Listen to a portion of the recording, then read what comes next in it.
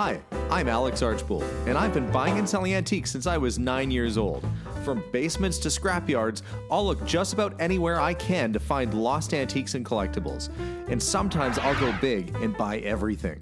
With my wife and kids, we run an antique shop in Edmonton, Alberta, Canada, filled with some of the most unique items we can find. I never know what's going to happen or who I'm going to meet. This is our life, this is our adventure, and this is Curiosity Inc. I'm home, honey.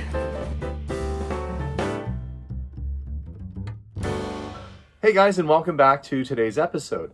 This is the day where I've got to really pull it together, and I'm going to pull an all-nighter if I have to make sure this gets done. It's about 10 in the morning right now. I'm just getting started, and I've got to get all the mess around me put away, organized, set up, so that this is done and off of my mind. I'm sure there'll be little things to do here and there, but the big work happens today, so let's get to it. The first thing I've got to do is to try and make sure that my freestanding shelves in the back room are going to be secure and not wobbly so they won't fall over. They are braced on the back, but I'm going to put a couple safety screws just through to put them together so it creates sort of a bigger shelf unit and there's less risk for them to fall over. So going to get busy, put these together. Once that's done, I can actually start to fill it up.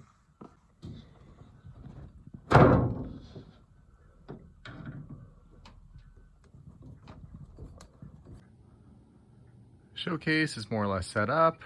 Shelves are secured and in place. I'm working on kind of a display utilizing this once broken stand that I had there, trying to put some other things in it. I will think of a display to do on the bottom to fill that up. But I did get my radios up there and some general media, like this pile of big little books that I've got. I always like the graphics on these. They're just kind of a fun collectible. These are really big, like in the 70s and 80s, these were very collectible. And now they're collectible, but not as much, I think, because a lot of the subject matter is kind of not as relatable to modern collectors. Boy, if I can figure out how to put a book back in. There we go. Well, he looks like Dick Tracy almost. It's a detective dime store sort of novels, and that were very popular. Some of my really early automotive books. This is the annual show book from Motor from 1935. Really great sort of Art Deco graphics. But the nice thing about these books, if I got some room over here, they have fantastic articles, really excellent advertisements, all kind of strewn throughout. So they're fun even just to go through, just to see the ads and look at what cars were popular. I mean, look at that Bendix product ad. What a great graphic. And you usually only get these great color sort of graphics like this in these annual books. They're quite thick. Surprisingly, these are probably worth about $60 to $80 each, but it's because they're so full of great information. Meanwhile, you get the old Hot Rod magazines, which are like, 50 cents to $1 each.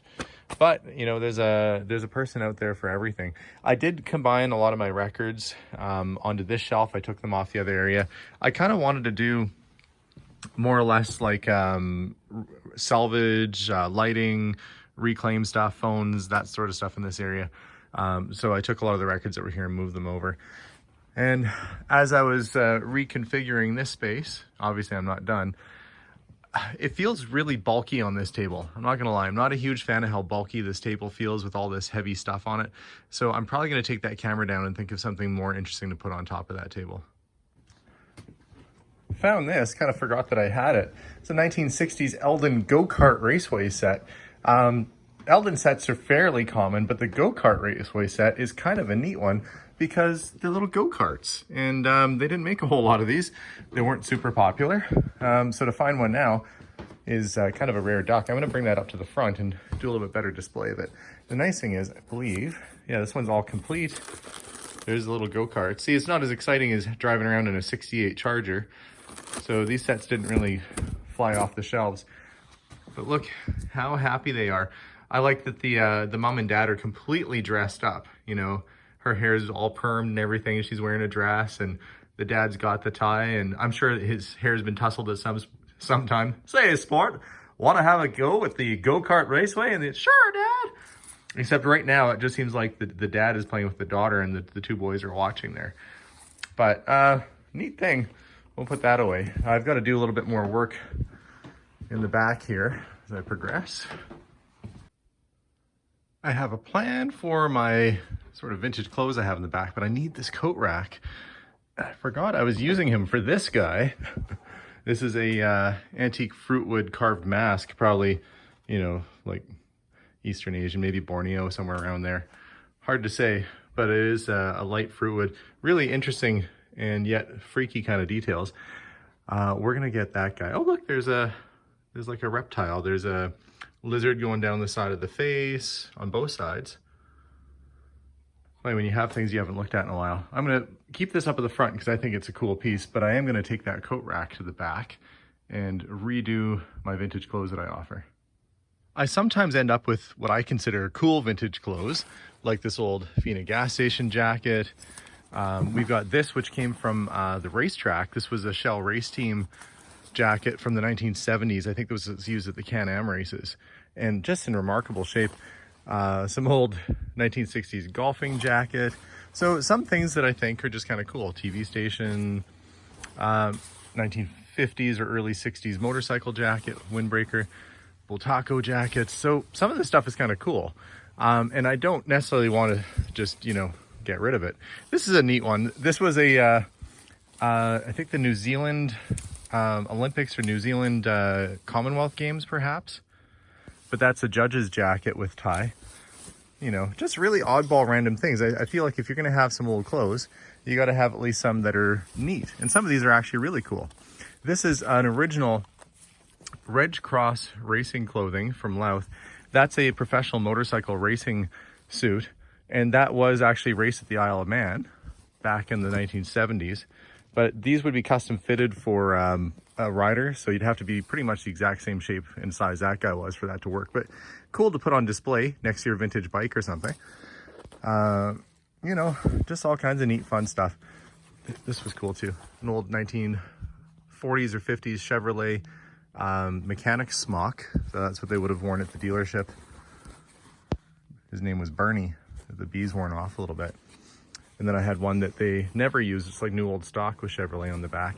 So there's some fun stuff. I'm gonna go through and try and reorganize this a little bit better so that it, you know, I can fit it on this rack, which doesn't give me more than probably 6 or 8 spots. I'm gonna have to be very selective with what I hang on to.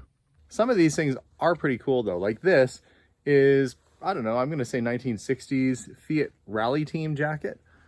And I don't know under what circumstance they would have been using this jacket. Obviously, probably at a rally race, but was it given away as a promotional? Was it used by a driver? Who knows? Just see it in someone's closet and I bring it back to the store. But things like that I still think are cool, so I don't want to get rid of it.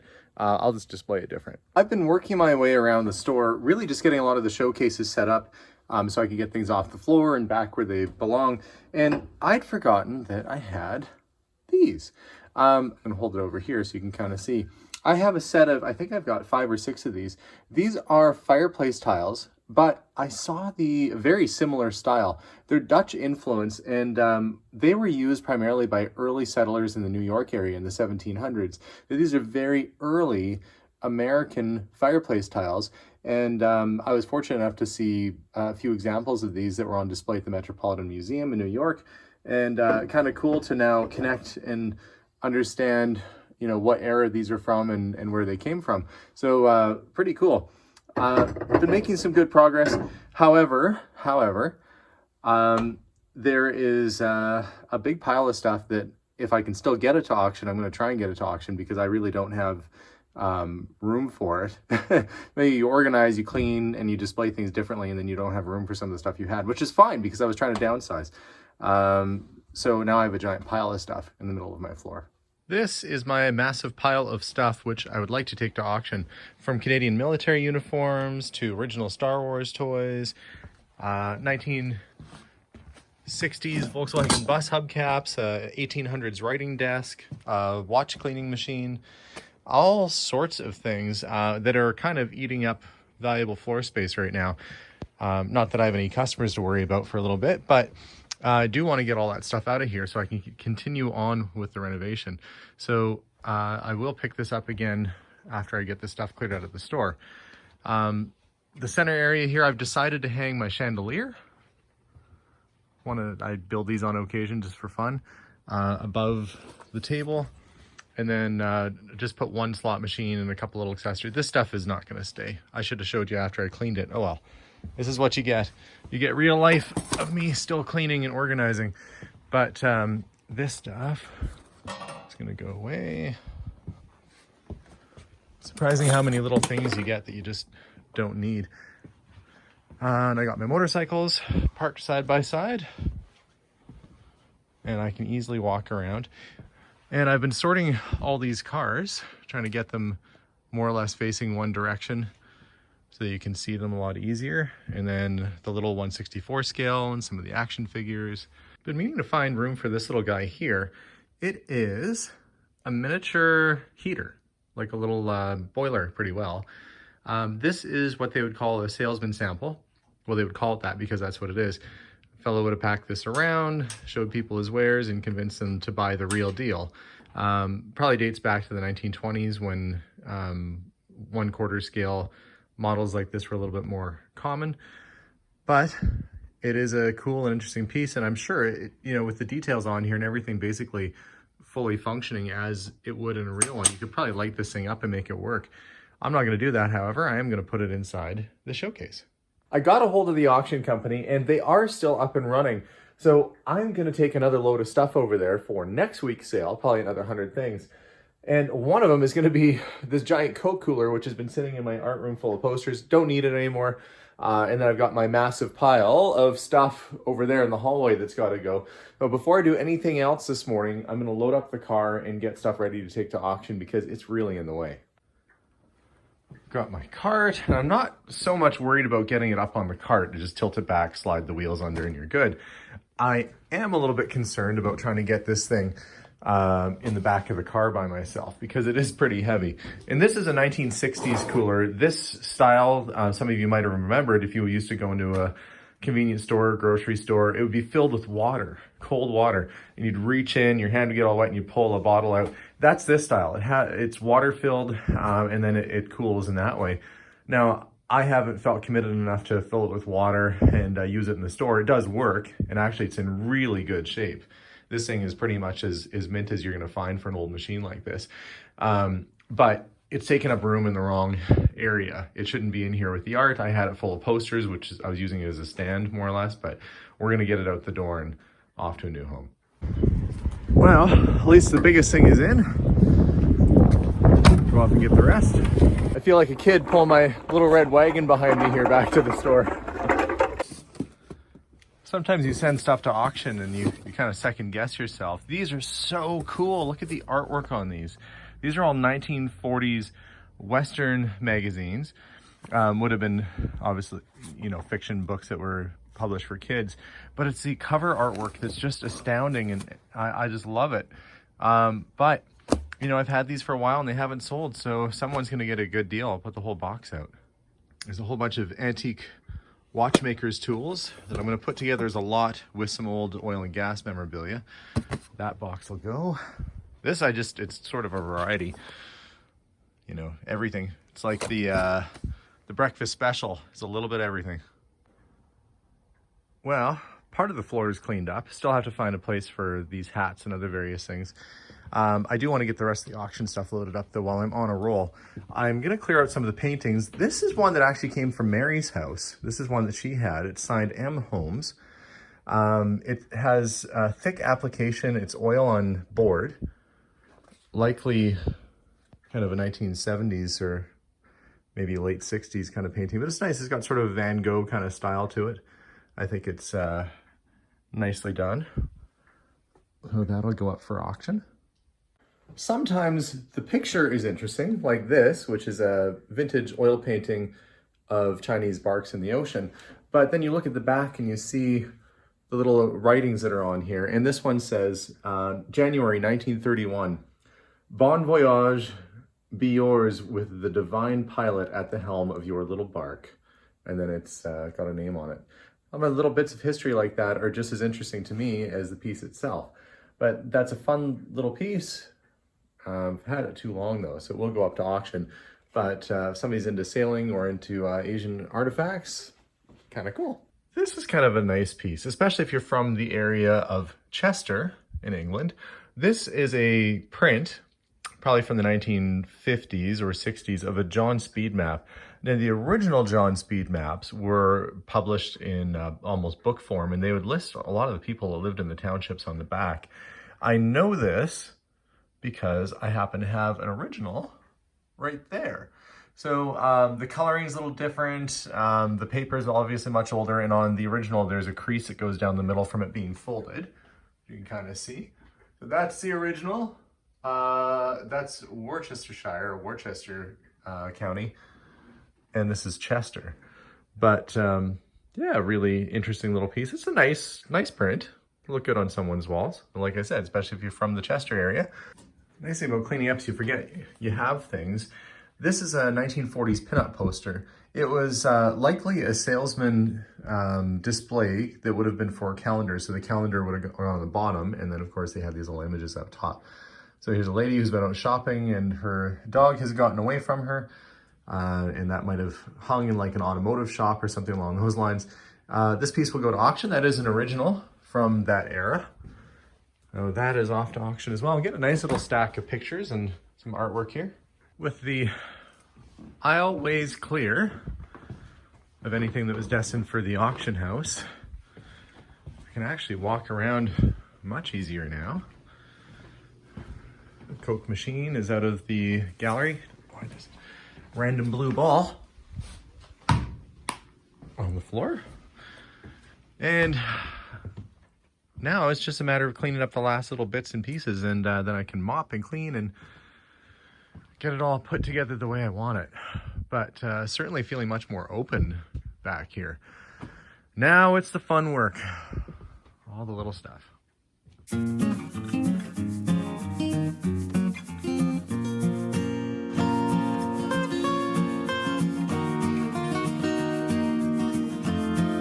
massive bat boat is in its new home on top of the bookcase over there.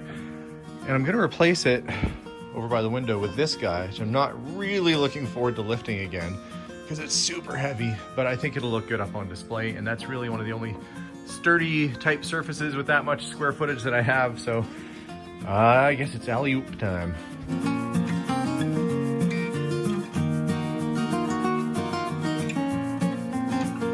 Well, it just fits too, right up to the edge. I don't know why I'm compelled to always buy the biggest, heaviest things I find at someone's house, but admittedly, that's pretty cool. Glad it's off my floor though. At some point I'll have to clean up all back here, but I can actually see floor again, which is good news. This is where Melissa couldn't walk through the other day. This old Morris chair appears to be made by Stickley, however, I don't think it is. It's in the fashion of a Stickley chair, and it reclines, which is kind of cool, but it's missing one thing. It's in need of a four-way. Care that is, it needs some leather conditioner. This will moisturize and clean and get rid of any dirt and dust and grime that's on here. We'll let it soak for a couple minutes. And then we'll wipe it all up, make sure to get all the little spots there. It should help bring this old chair back to life. I'll let that sit and I'll come back and see what it looks like. Ooh, that's better.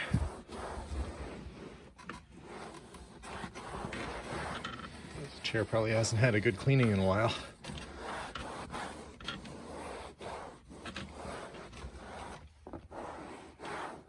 Look at the difference. At least the leather's still in good shape. It doesn't have a single nick or spot of damage on it. If you have leather that's really worn, you can actually soak a rag and kind of let it sit with the leather conditioner on it, and it will soak in over time. Some people will put like a plastic wrap or garbage bag over top if your leather is really dry. So you would spray it with a leather conditioner, put plastic on top, let it sit for a long time, and then take it off, and it helps it to soak in. Mine doesn't need that. It's really not all that bad. Oh, that's better. If somebody finds a book or wants to look through some records, they can sit down and enjoy their time, or they could sit in this chair and watch their friends over on that side playing pinball and cheer them on. Now, if you're wondering, should it be in front of a window? Usually no, but that window never gets direct sunlight. It's always indirect like it is right now. So the fading will be really minimal, if there's any at all. We're just getting kind of bounce back off of the snow outside. I may put a little blanket or something over the back just to be sure though. Had this old coffee tin sitting around the back, and at some point someone put their tea in it and they really wanted you to know that it was tea and not coffee. What I like about it though is it has this really great steam tractor threshing machine set up to harvest the fall harvest, circa 1900 or so on the tin. Great litho. That's what my family did for many years. They operated steam tractors like that. So I think the right spot for that is going to be right by that. Well, I feel I'm at a spot right now where I can just basically mop the floor in the back and call it a day. Oh, I'm going to get cleaning and then move on up to the front of the store.